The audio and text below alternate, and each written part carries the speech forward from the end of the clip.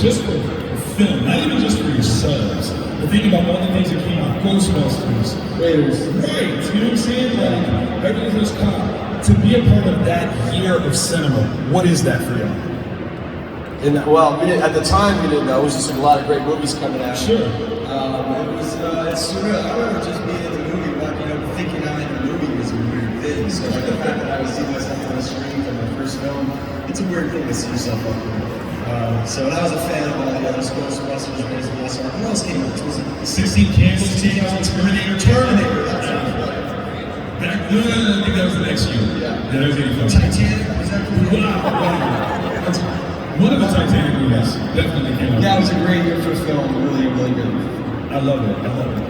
Okay, so we got to start off with the Karate Kid. When you were pitched this one as the antagonist, not the bad guys, but the antagonist of the story, was that appealing to you, or would you want to try to go for the hero role? For the Karate Kid or for the show? I'm going to say for the Karate Kid as the antagonist, not the bad guys. Well, neither one of us who read the script and saw our characters as the bad guys. I think when they edited it, we were very disappointed to see that we weren't the heroes. What'd you say? I would say so, yes. In fact, for me, I think I was doing Fang at the time, and it was just another Henry. So I just kind of played it pretty much straight. And John Avildsen was the one who kept telling me no smiles, the director. And we just had such, there was such camaraderie between Cobra Kai and John Kreese, and a respect that we kept our distance. We didn't really bond, like we do further down the line in Cobra Kai. They introduced Marty as Kreese after, so I was already cast. I'd been working out with the trainer, Pat Johnson, right? He was teaching us. He was actually impersonating Kreese. He was embodying Kreese. He was saying strike hard in my face. The way that the cast met the real Kreese was after he was cast, and we were on location, and they walked him into a dojo with his blackie with a black belt and introduced him to us as Kreese. So we never met. I never met when I was 18. I didn't meet Martin Kove. I met Kreese, and we had this instant chemistry and connection as Johnny and Kreese from that point forward, and we became really friends after the movie. We were friends during the movie, but more after. I read the Karate Kid script and thought there's no way I'm never going to get this part of Johnny Lawrence, because the last thing I did was a milk commercial. I think I did an M&M's commercial, a Kool-Aid commercial. I was a commercial kid. That's how Johnny was born. What are you talking about? Yeah, well, I read the script. I was like, okay, first of all, I don't know karate. It's not really, he's a champ, so I'm not getting it, and then he's a motorcycle gang leader. I don't like motorcycles, But I connected with the character, and at the end, when he says sweep the leg, and Johnny hands him the trophy, then I thought, okay, so he's not bad to the core. He's got a good core. He's just So when I read it, I didn't read him as a villain. I read him as this is just a person, and the story's told through Danny's point of view in reality. And it's three-dimensional like that. And I think that's why the film is lasting all these years. It's not just black and white with those shades of gray in there. And that's where we're getting to explore more on Cobra Kai, which is really incredible. That's very, very true. And it actually kind of breaks like a fourth wall piece for you, William. In the movie, one of the guys, they make a reference, which came out like the very next year, make a reference to the Karate Kid. Was that something where you're like, wow? I asked him not to do that. Just One of the Guys. Has anybody seen Just One of the Guys? Come on now. Yeah, that was another Columbia picture. So after Karate Kid, they basically said, "You need a bad guy. He's blonde. Let's give it to you." I took it. It was like really handed to me. And then later came the reference of, "Hey, he looks like the Karate Kid," which I asked him not to say. I thought it broke the fourth wall, like you said, and just unnecessary. But I guess it's part of the culture fun. Of course. It's one of the reasons why we love you being in that movie. We're like, oh, we get that reference. And it's fantastic. He's gonna get it somehow. He has everything at the end. We can't wait. I was hoping that you were going to win that one too. That's just me. Okay, so Mr. Kove, as Kreese, to play a character that was so penetrating, dynamic, in charge of so many young minds, was that something that was easy for you to kind of slip into that role as like the de facto father figure, or was that a little tough? It actually, strangely enough, it came easy, only because I think I truly appreciated the dominance course. You know, and they were very receptive. The Cobra Kai was very receptive to be dominated because I would go to, you know, Robert King, and we all just saw the musical Karate Kid, the musical, which was in St. Louis, and Robert King was that. And I would go to King and I'd say, you know, did you ever meet anyone like John Kreese? And he said, my sergeant in the Marines, his instructor, his sensei in the Marines was worse. And worse. I said I couldn't imagine anybody being more tight at that point. Playing the character as a tough guy and you know, basically not the way I wanted to play the Cobra Kai, but he was written that way, without a soul, and his character is misunderstood, but you don't really see that till Cobra Kai. You know, you understand what he was like in the movies, and then you see him change when I think he becomes bankrupt or that he gets a chance to think about things. And then in Cobra Kai, you really understand the vulnerability and the way the guy's misunderstood. He's not Lucifer. Right. Despite what other movies have tried to position him as, he is just a guy that's trying his best. What he understands is the best. And I respect that. When you got the call to come back for Karate Kid 3, was that something that you were like, okay, I'm back in this role? Was that difficult to jump back into? Well, Karate Kid 3 was a bittersweet experience because it was my vehicle all about me. And training, you know, Mike Barnes and training Ralph and it was my sting operation. And they wrote the vehicle for me. And then I got a TV series called Part-Time on Earth. And my agent said, don't worry, we'll get you out of the series, we'll do the movie. Didn't happen. No, it didn't. So they had to create a Terry Silver. Right. They had to create someone to be a best friend, to come in and put me on the periphery. And John Avildsen said, I can't do this by shooting you on weekends. And it was Cliff, the AD, who wanted to do it. And he said, no. John said, I can't shoot this character on the weekends only. And the bottom line was, vacation and Terry Silver was created, which is, there wouldn't even be a Terry Silver Cobra Kai for sure. I was available. Okay, all right. But I mean, the idea of you training, you know, Barnes and LaRusso at the same time would have been very, very interesting and totally different dynamic. Absolutely brilliant. Okay, so you had a little time away from the Karate Kid franchise, but you saw how online people, specifically that YouTube video, that position, like, actually, David was the bad guy. What was your response when you first heard about it? Well, I actually put that video out. I was trying to say something. Yeah, I mean, that's just fun. The fanfare of that's been fun. You know, when you watch the movie again and you're not sucked into the first time watching the music and all that, you realize that it was completely illegal. And, it should have been recorded. That's great. No, it was fun. You know, it's created the fanfare for the show. And I did a music video on it. You guys saw it, Sweep the Leg by No More Kings. That's right, make some noise for that. Check it out, go and see it on YouTube. It's Sweep the Leg by No More Kings. And this band came to me with the song Sweep the Leg, Johnny. They asked me to do the video, and he said only if I could write it directly. I said sure. Marty came back and did a pit spot. The original Cobras came back. At the very end, I called Ralph and I said, you got to be in the end of my video, and he did it. And that was the first time that I turned back into Johnny Lawrence. I turned back towards the Karate Kid fandom, and I wasn't sure how it was going to be received. And it kind of exploded, and it got so much. It turned out it was like Cobra Kai knitting clubs and volleyball play. Like all these Cobra Kai started showing up. Like, wait a minute, there's a whole audience out there for it, right? And then How I Met Your Mother came along, and Barney Stinson loved Johnny Lawrence. And they called me to be on this, to do one guest spot on that, to play a clown. If you saw the episode, I had no lines until the very end. And that turned into a whole thing. It's just like, somehow the seeds of Cobra Kai were just being laid over the years, and it was right for a fresh take on the Karate Kid and all those characters as the characters. Because I was going to version of myself in my video and on Mitch and other. For these creators to come to us with an idea of, we're going to actually bring Kreese back, we're actually going to bring Johnny Lawrence back. Daniel LaRusso back, that just seemed impossible because you have to get the IP from Sony. You have to get them on board. So when the creators, Josh Shields and Horowitz and Hayden Schlossberg, came to me and then Marty, they said, hey, we already got the sign off from Sony, everybody's on board, we have a year before we do this, let's go sell it. And then Ralph and I signed on and we went and pitched the show, ended up on YouTube. And then, 2 seasons later, Netflix bought it, and now here we are with season 5 coming out in 30 days. Let's go!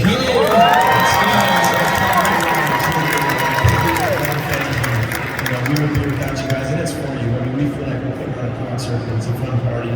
We're having so much fun with it. It's a little tongue-in-cheek, cool music, inspiring, hopefully to make, some lessons about mentoring, relating, all that kind of stuff. And it's really fun. It's a global phenomenon. I mean, he just got back from England and Manchester, and there's fans all over the world who are on this fun ride with us. It's awesome. I absolutely love it. So, considering that we just had season 4 wrap up, how has this process of growth, change, dynamic been different from what you had in the previous installations of the Karate Kid franchise? Has it been more hands-on for you guys, or is it still just out in this character space?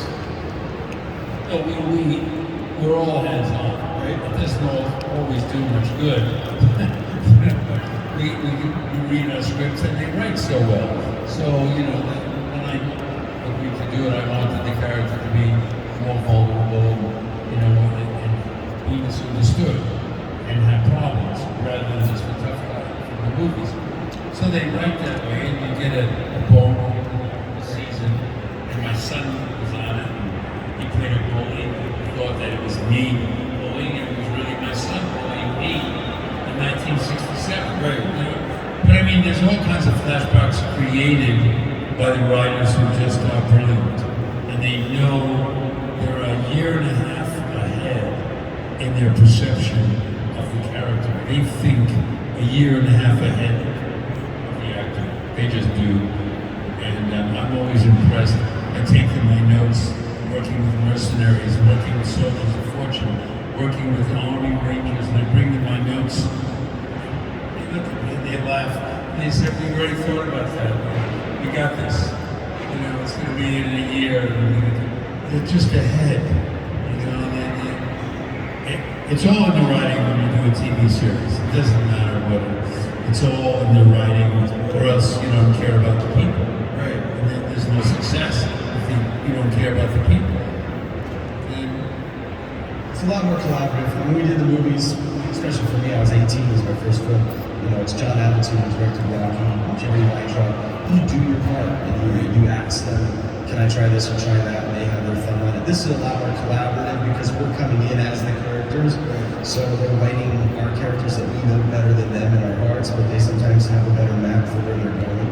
So it's totally collaborative, and we're in from the beginning of each season, and it's a little bit of tug of war, like maybe this, maybe that, but at the end they get the final say, and that's what's great is that we're in such good hands with the writing team, the editing, and all that we can just pour our hearts into it and know that it's going to turn out right. Of course. But it's fun. We get a lot of conversations. It's not just here to say your lines, go do it. It's a lot of thinking and a lot of collaboration from acting and fighting and everything else.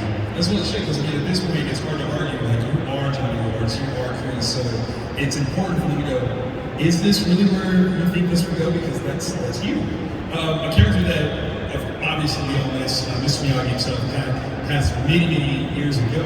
What's the spirit like, on set, and so many references to him and his character? Is that something that you guys talk about, or is this kind of like a character? It feels like he's with us because we have Miyagi-Do, the actual dojo, built, and there's this picture everywhere. He's referenced in the whole show, so definitely the spirit of Miyagi is there. I miss Pat Marine, we both do. I think it's too bad he left us so soon. He's having the time of his life right now. He's great. Yeah, so he's definitely in there. We feel him. I love that. I think one of the greatest things that I learned later on in life is that he too did not know martial arts.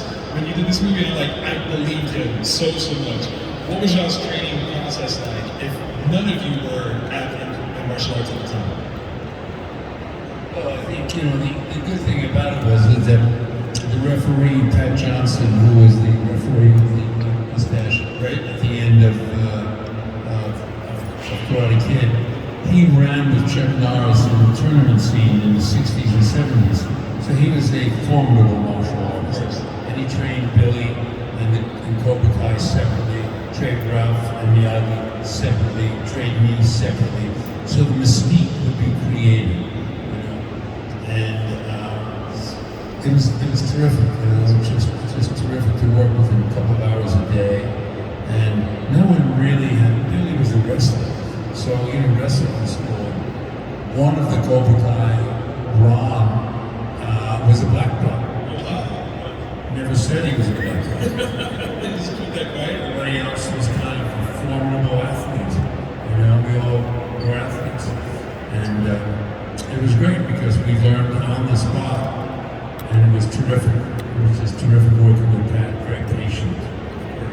Did you guys ever spar, like, you know, put your training to the test a little bit, like, outside of this choreographed? Did you guys ever go, let me show you what I learned today? Show you something. Mike Barnes always wanted to fight Billy. Oh! I mean, we never really, he let it We had go. a sparring match. We did Karate Kid 3. Yeah. I was a guest on the set. Well, I wasn't really a guest. I kind of crashed this party and showed up and saw Ralph and met Sean. We had a little sparring session, which was fun. Put on some pads for Pat Johnson. We had to go really light because he was in the movie, Right. so I couldn't beat him up too much. Like you said, we had to go late. Sean's really he's great. We had a lot of fun with that. I got in trouble because I wasn't supposed to be in Columbia at that time. I didn't really have a drive on. I just kind of knew the road. Like, hey. And they had these golf carts that you could drive around back lot on, you know. You need to have permission for those, right? I don't know why. I just turned one on and had some friends and just started cruising around down like Back to the Future Land and other tours and all that. Security pulls me over for real, bring me to the Columbia police, and I'm like, hey, I'm part of Karate Kid. They didn't know who I was. They called Jerry Weintraub. And Weintraub was like, yeah, it's not going to get him out of there. He's fine. So, I've never told that story before, but that's a lot of fun. Wow, I was going to say, that's the most So don't do that. If you got a background in this video, do not steal a golf cart. Unless you have one of these badges, you know, that's like that. Very good. It's good to know. It's good to know. We want to open things up for some of you guys. If you guys have questions, we got 2 microphones on the side here, so feel free to line up and ask questions. Just be respectful of the people that are behind you. Since you got over here first, we'll start with you. Hey, Brian. How you doing? Johnny? Yes, sir. I agree with you that Russo was the big bully. Facts. And everything. And I don't know if you've seen the YouTube channel, His Education, but the guy on there looks exactly like you, so you got a version of you. Wow. So, you guys are doing a great job. Love it. The show. The first 2 seasons are amazing. Best binge watching there is out there. And I just want to say, you know, congrats on the show and everything. Thank you. Thank you. Appreciate it. Thank you Wait, very you much. said first Thank 2. you. Have you not seen the other seasons? I've seen 3 and 4, but Okay. the first 2 are amazing. They just got especially with you. Because, That's hysterical. the first 2 seasons, how you are with the whole, you know, everything is just, you make the show. You know, Thank you. all the one-liners that you do. Well, thank you very much. Hello. Hi guys, how are you guys doing? Pretty good. This is so loud. Yeah, I was going to say, you can whisper because this is right Is that there. loud enough? Is it? Oh, Yeah, you're more than loud. Is that better? You know, we're water down until I was right. Okay, simple question, very quick. If you 2 are doing a scene together and somebody messes something up, flubs a line, whatever, who cracks first? If it were me and Marty? Yeah. Like if you guys are doing a scene and somebody forgets a line and the other person realizes it, who's more likely to crack or... Me, because I don't forget my lines. We're just waiting for Okay. No, that's really quick. we all crack up, and we have to keep it Okay. light. I mean, we're playing these intense characters in moments where we're always laughing. So we're always cracking up. All right, thank you guys, I appreciate it. Thank you. Hello. Good question, though. What's up, Johnny? Roll it down. Oh, really, sir? Yeah, this one. So William, when are you gonna finally kick Daniel's butt? Again.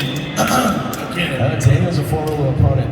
You know, we do these fight scenes, Ralph and I, and when we did Karate Kid, we had a lot of time to place our punches and learn to block within a millimeter and not actually make contact. So we have months to do that. On this show, sometimes we have hours, days, maybe. And so we're throwing, he's throwing real blocks. And his arms are like baseball bats. I'm throwing my hooks. It's like we get done, and we're both in the trailer showing our bruised arms and our bruised legs and everything. So he's tough. So when is Johnny gonna? I don't know. Maybe they're gonna be all right together. I don't know. We'll see. But either way, it would be easy. Miyagi-Do is no joke. I mean, it's no eagle Fang. But it's no joke. If you learn how to paint and things like that, balance, there's some wisdom in that. It's not going to help you in a fight, though. Thank you. Hello. Your name? Chris? Hello, John.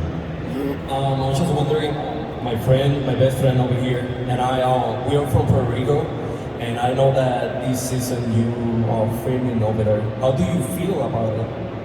About Puerto Rico? Yeah. I love Puerto Rico, and the people are so great. What a great place. If you've ever been there, go. It's a beautiful place, and amazing. We had the best time. Thank you. Yeah, we used Puerto Rico for Mexico instead of Mexico. Yeah. So, wonderful time, amazing crew, talented people. The food was incredible on the set. It was a great experience. Chris, will you be able to have redemption?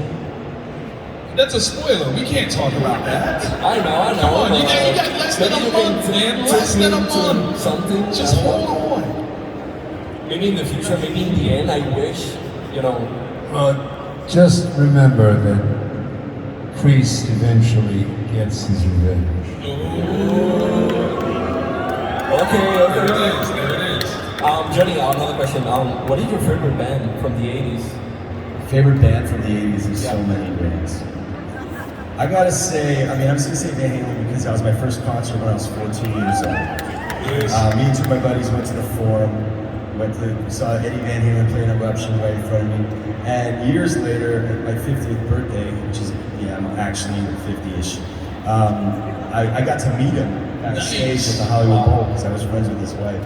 So I got down in his room and I was playing and talking about love on his guitar right before he walked on stage, and he showed me, and I think it's so cool.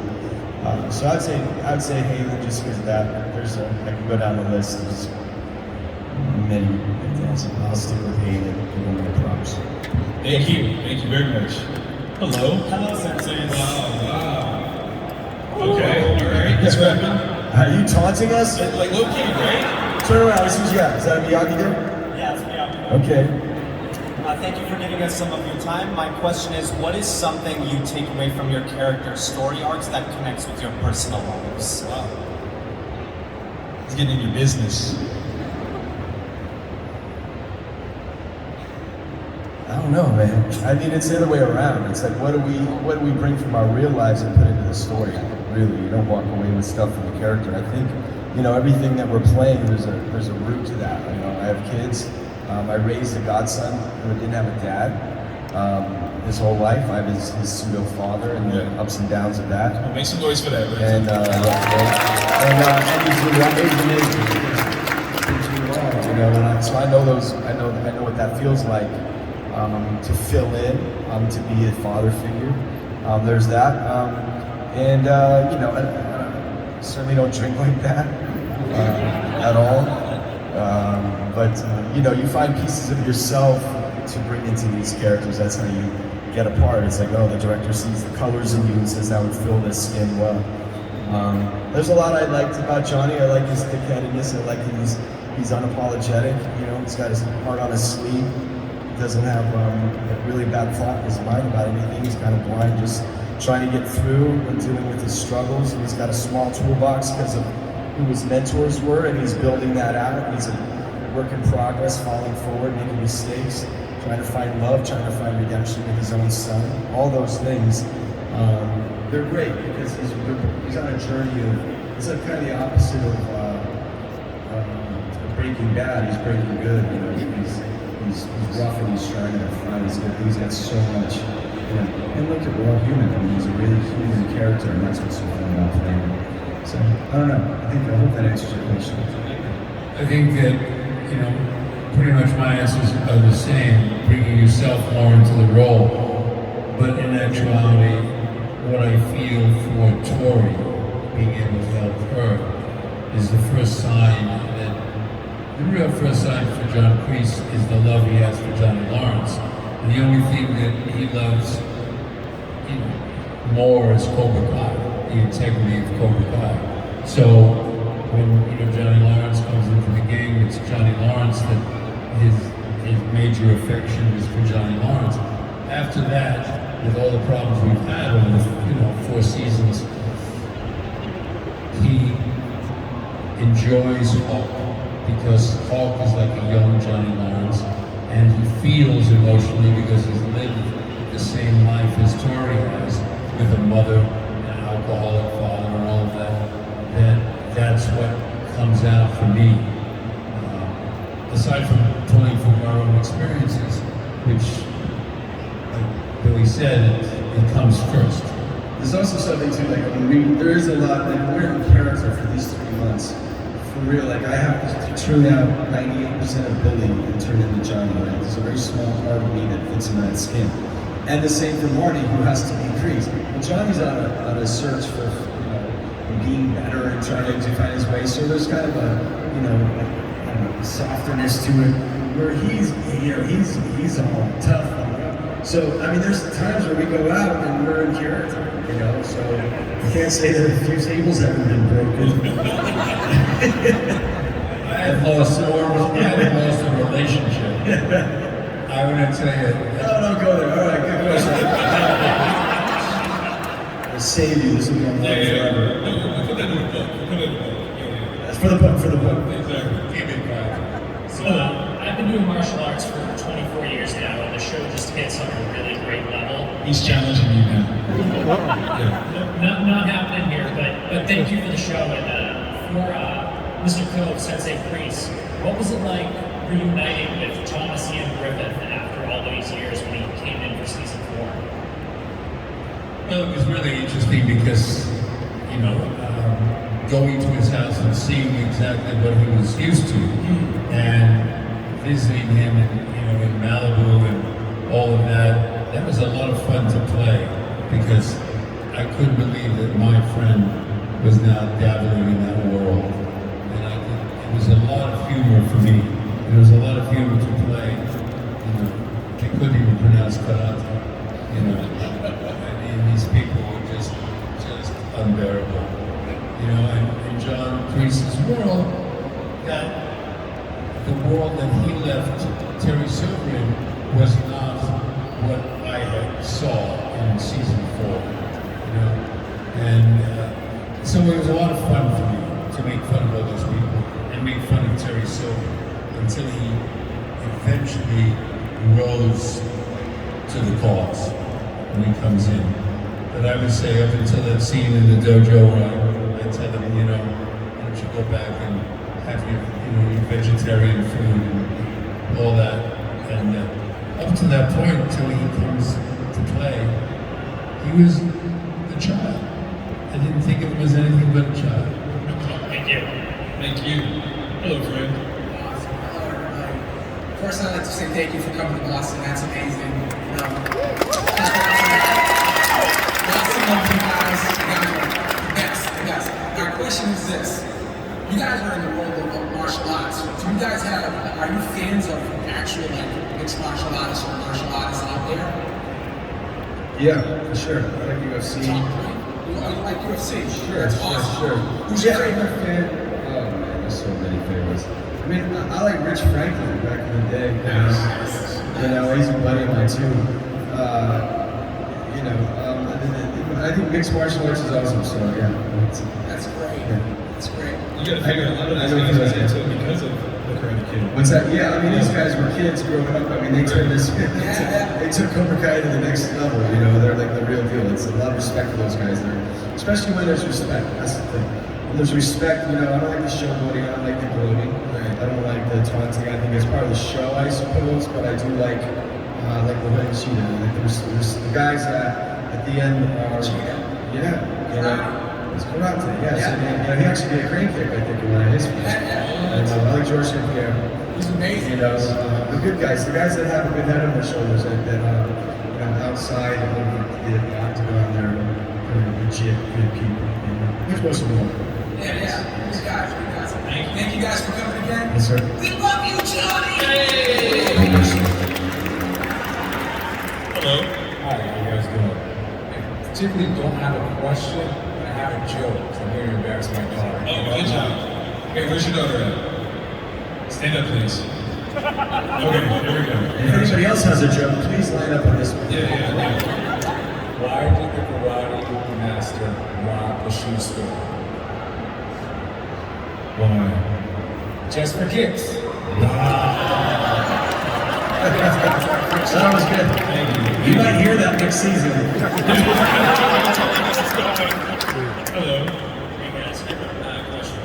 Besides you two from the movie, one of my favorite characters, Chad McQueen, Dutch. Any chance at him coming to future seasons? Always a chance. He was almost going to join us in season 2 with the guys in the OG Cobras, but it didn't work out. So I'd love to. Love Chad, good friend. So Just leave it at that. I'd love to see Dutch. I'd love to see Dutch. Big old maybe. Hello. Hello, good to see you again, Martin. Nice to meet you, Billy. My question is, what do you think the funniest moment in Cobra Kai is? Because Cobra Kai has brought me so many laughs, including my family. So I want to know what your favorite moment is with how you in it. What's your favorite? I think that's better. It's hard for us to do that. I think the funniest moment in Cobra Kai is Daniel the Racist. That always makes me laugh. Daniel what? The Racist. A little bit, you're like, that's bad joke. You sure that's what it is? No, that's a song. That's a song. Yeah. Thanks, yeah. Thank you. Hello. Oh, we got an Ian Hawk over here. I want to know if there's a season 6. Is there a season? Wow, it's really good when I block it. You guys have no idea. We can't see a thing. Right. It's just blinding lights. I know, like, when you were on the cycles, when you were trying to get Daniel, where's, like, the other two? When you were, like, in the... Yeah, on the cycles. On the motorcycles, when you were trying to get Daniel. Oh, and the Karate Kid? You like that scene? When we were on the motorcycle? Yeah, it was really cool. That was a fun scene. I learned how to ride the motorcycle just for that part, but a stuntman actually had to go down the hill, so there's a real stuntman in there. Nice. Stuntman is somebody that looks like me but isn't me. And then I get to drive up on it on the sand. And Daniel was down on the beach, and he started a fight because he was thinking of my girlfriend. Really? Right?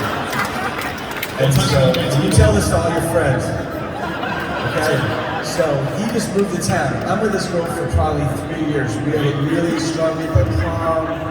We give gifts to each other. She breaks my heart, and then she's going out. He's just anyway.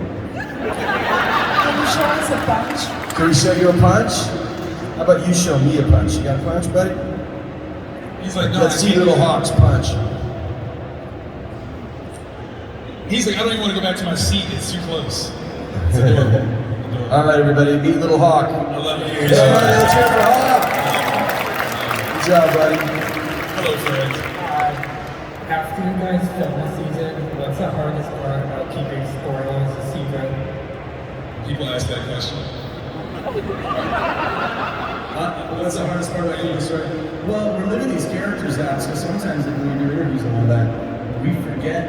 I mean, we just finished 10 episodes and you have to remember where, you're not allowed to talk. So, I've had to bite my tongue a few times last year and bottle it up. I don't know, it's a little tricky. Martin, have you ever spilled something that you weren't supposed to say? To TSA agents, to waiters. You can ask Marty anything anywhere. They'll say, don't tell anyone.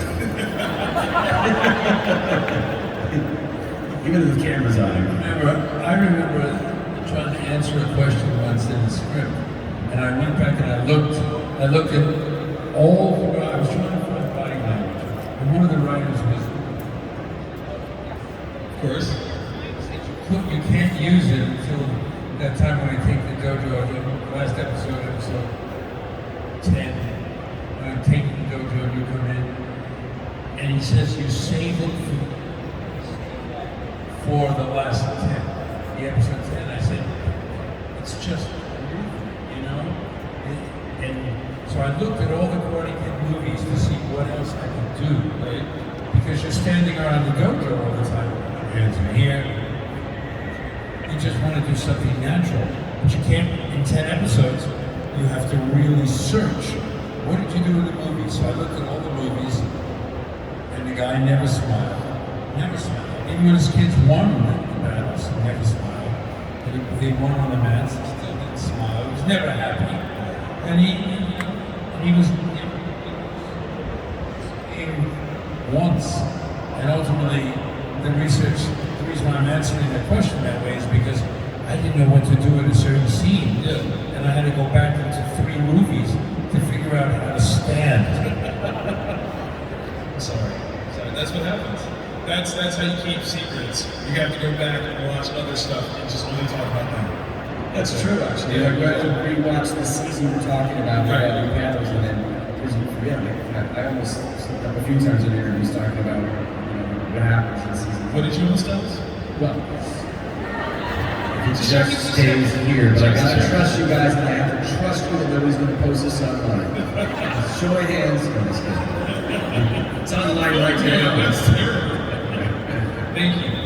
Thanks. Hello. Can you hear me? Yes. So, I was wondering, what were your thoughts when you were told that you had to leave Cobra Kai and make Eagle Fang? That's a great question. Did you come up with that question yourself? That's a great question. When I read the scene that Kreese was taking over Cobra Kai, it was pretty much turned everybody against me, and it actually really legitimately hurt to play that. So then we're like, okay, he's gonna start a new dojo, and then the writers were coming up with ideas for the new name, and they called me and they said, okay, we think we have the perfect name. Just give it a second, because I know you're not gonna like it at first. It's Eagle Fang Karate. It's a ridiculous name, because I just found out apparently eagles don't have fangs. Did you know that? They have talent, they don't have fangs. Or is it talons? Anyway, I'm just kidding. So it was cool, and I liked opening Eagle Fang, and I liked the whole journey of trying to find a dojo, which ended up being in a park, and now they're in an industrial building. But now, after season 4 and they lost the tournament, I don't know, we're not allowed to do karate. Or are we? Dun dun dun! Thank you. We got time for like 2 more questions. Hello. I promise I'll be as brief as possible, okay? Go for it. It's my first Fan Expo for starters. And also, Kreese and Johnny, right? Respect to Cobra Kai. I've been a massive fan of the franchise myself, especially the Karate Kid 1 through 3, for like ever since my early childhood. But I digress. Just curious, I know you don't have any scenes with the actor I'm about to mention, but with I'm just wondering your thoughts are on Yuji Okumoto, for the most you might remember as Chosen from the second film, and of course some of the later Cobra Kai seasons. Just wondering your thoughts are on him and or his character. I love it.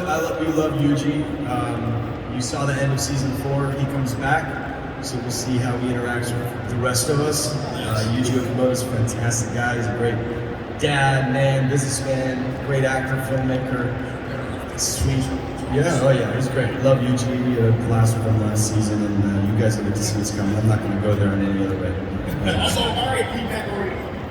There we go. Hello. Eagle Fang. Is that an Eagle Fang shirt? Right on, buddy. You win the golden ticket. Can you hear me? Yes, sir. What was your favorite season filming? Your favorite season to film? It's always the next one. It's always the next one.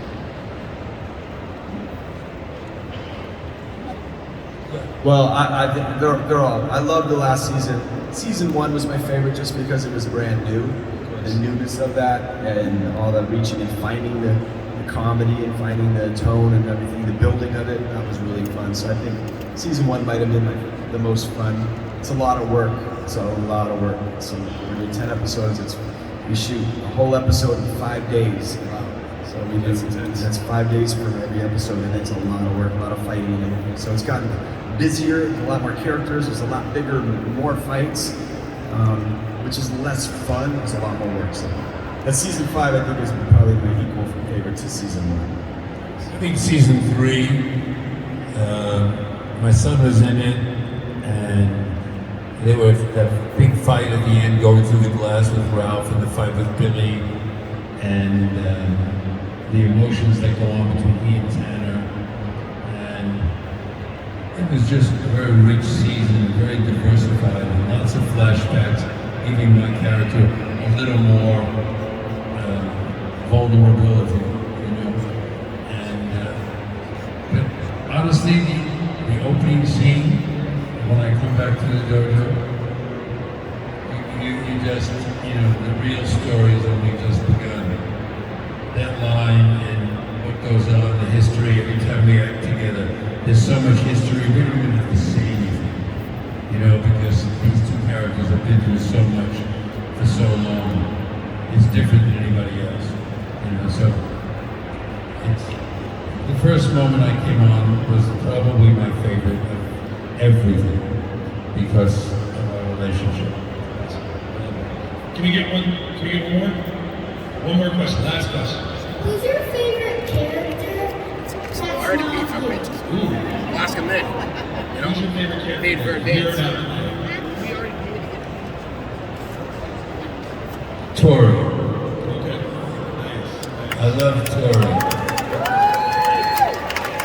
William is upset because he just knew he was going to say Johnny. Tori.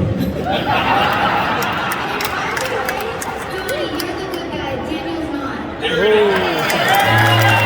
Daniel's actually a good guy. I appreciate that. You don't have to stick up for me anymore. Because we all know the truth. Then Expo Boston. Thanks, guys. Thanks, We love you guys.